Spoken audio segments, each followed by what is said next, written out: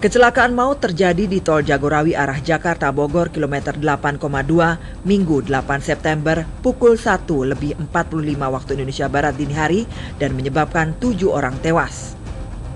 Peristiwa tersebut terjadi setelah sedan Mitsubishi Lancer dengan nomor polisi B80 SAL yang dikemudikan AQJ kehilangan kendali dan menerjang pembatas tol hingga menabrak dua mobil yang melintas di jalur berlawanan.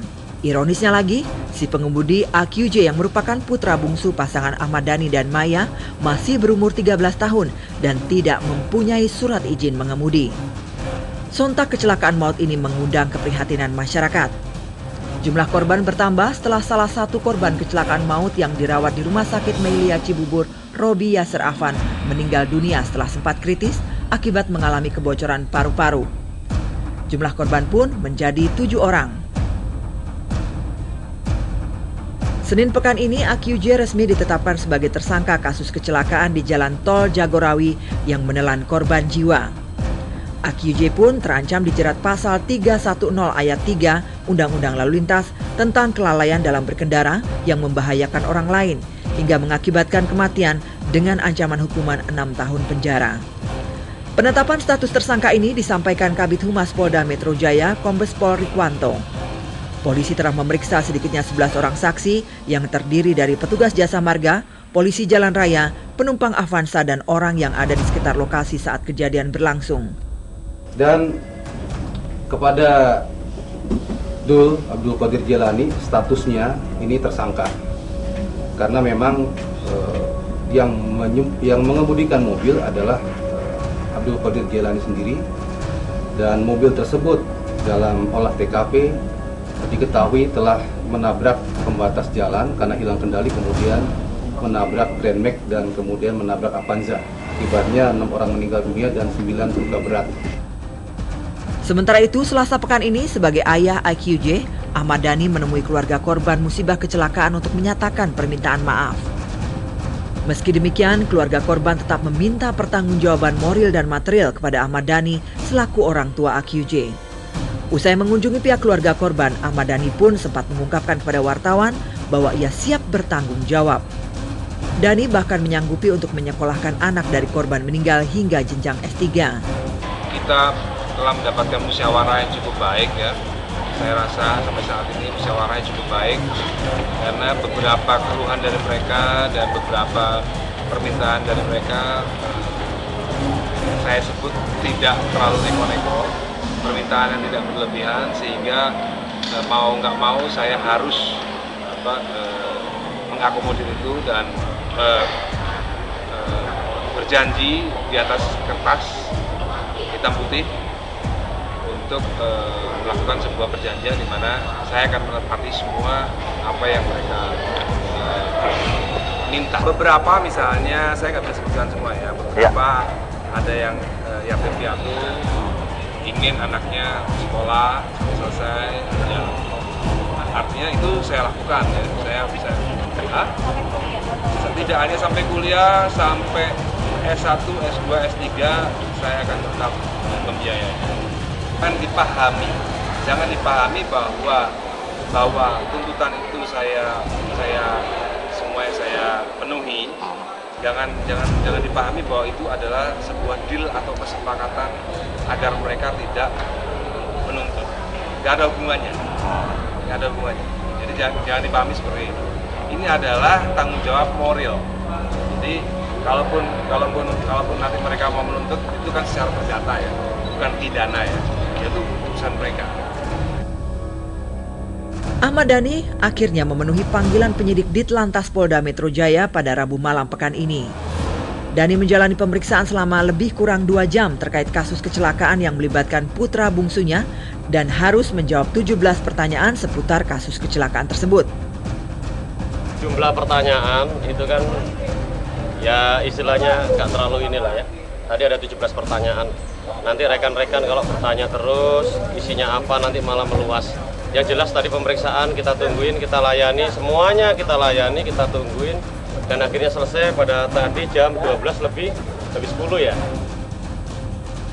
Usai diperiksa, Dhani menjelaskan dirinya baru mengetahui bahwa putra bungsunya yang baru berusia 13 tahun telah mengendarai mobil. Ada izin Mas saat sebelum mau berangkat? Nggak ada. Yang jelas saya adalah orang tua normal yang tidak mungkin mengizinkan anak di usia di bawah usia, di usia apa namanya? Usia muda, di bawah umur ya. Saya adalah orang tua yang tidak mungkin mengizinkan anak di bawah umur mengizinkan mobil. Usai memeriksa Ahmad Dhani, polisi kembali melayangkan surat panggilan kepada Maya Estianti, ibu AQJ, tersangka kecelakaan maut di Tol Jagorawi. Maya rencananya akan diperiksa pada Senin besok. Kemudian untuk pemeriksaan selanjutnya kita akan panggil juga minggu depan supir yang biasa mendampingi AQJ. Kita akan ambil keterangannya berkaitan dengan keberadaan yang bersangkutan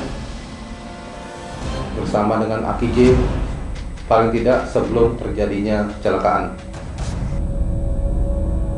Polisi saat ini masih mengkaji pendekatan hukum apa yang akan dilakukan dalam menangani kasus AQJ.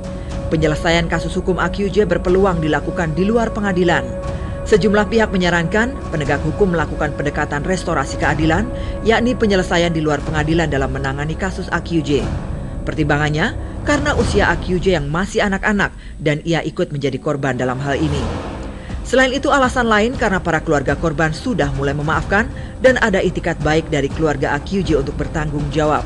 Ini harus diproses, betul harus proses anak ini, tapi harus mengikuti proses peradilan anak. Nah, peradilan anak ini justru yang dikedepankan bukanlah penghukuman, tapi tindakan. Jika merujuk pada undang-undang tentang sistem peradilan anak, maka pelaku tidak boleh dipidana. Ia cukup diberi tindakan, diantaranya dikembalikan ke orang tua dan dikenai pencabutan hak tertentu. Polisi hingga kini masih mengkaji penerapan hukum kasus AQJ, termasuk mengkaji apakah akan menerapkan pola restoratif atau diversi justice system dalam kasus kecelakaan AQJ. Diversi merupakan sistem penyelesaian di luar pengadilan anak yang lebih mengedepankan aspek edukatif, bukan efek penjeraan. Sebab pendekatan hukum terhadap anak di bawah umur bisa membunuh masa depan anak itu sendiri. Kalau ada ketakutan nanti melarikan dan sebagainya, mau lari kemana sih anak usia umur 13 tahun dalam kondisi seperti itu? Gitu ya. Jadi mari kita mengaca kasus ini secara proporsional bahwa tersangkanya adalah seorang anak di bawah umur yang tentu saja juga kemanusiaannya harus kita lihat. Sementara Ketua Komisi 3 DPR yang membidangi masalah hukum Gede Pasek Suwardika menghimbau polisi menjerat putra musisi AQJ dengan Undang-Undang Sistem Peradilan Anak. Menurut Pasek, orang tua AQJ dapat dijerat hukum karena lalai mengawasi anaknya. Usia dia pertama tidak memenuhi syarat. Kedua, memang harus dilihat di sini kan ada korban nyawa menghilang, ya, meninggal. Nah, dalam posisi kasus ini, semua orang sama di depan hukum, dia tetap diproses secara hukum. Tetapi untuk anak usia-usia ini, dia harus wajib menggunakan Undang-Undang Sistem Peradilan Anak. Tidak boleh menggunakan sistem peradilan pada umumnya. Jadi dia harus menggunakan sistem peradilan anak dengan spiritnya restoratif justice. Mekanismenya adalah dia selalu diperlakukan secara khusus, penanganannya khusus, semuanya serba khusus sampai peradilannya pun khusus. Tapi dalam kasus ini kalau kita lihat, ini kan sebenarnya bisa saja polisi membuat terobosan untuk dia tersangkanya dilebihkan, tidak hanya dul, tapi juga dilebihkan dengan orang tuanya. Yaitu kenapa diberikan fasilitas itu? Sebenarnya kan itu bagian turut serta ada di dalamnya.